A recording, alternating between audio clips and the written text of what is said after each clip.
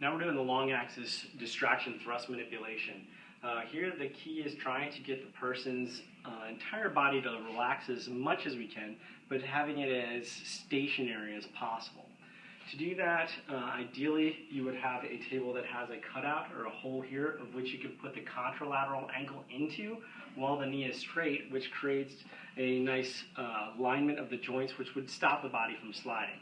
Many of the clinics out there don't have that, so I'm going to give you a couple other versions of doing this. First one is you can ask the patient to take their shirt and slide it up on their back as high as they can. Slide that all the way up as high as you can.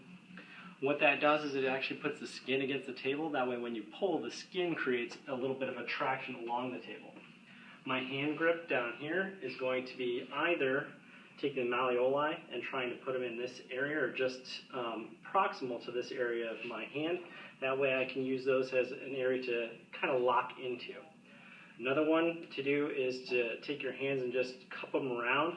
So I'm doing this motion. I might interweave my hand a little bit. Personally, I like the first version more than the others. From there, you want to move into a loose pack position. If we have a stiff hip, you might not be able to get to 30-30 with external rotation. You might have to just take what you can get.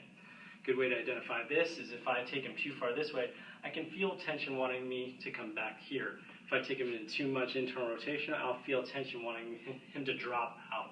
So just take it where you don't feel any other tension than the weight of the leg.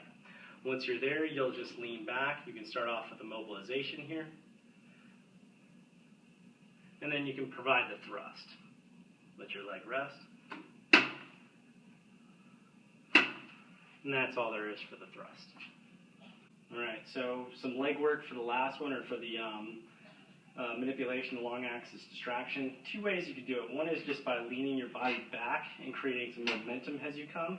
Another way is to just load everything on the front of your toes and then drop back onto your heels as you lean back. Those are the two different variations.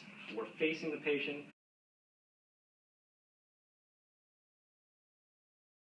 The last one, slide over on the table towards that side. The last one is to be slightly inside the leg, and then from there you're going to really just get a nice forearm grip, and then you're just going to kind of rock them into the manipulation.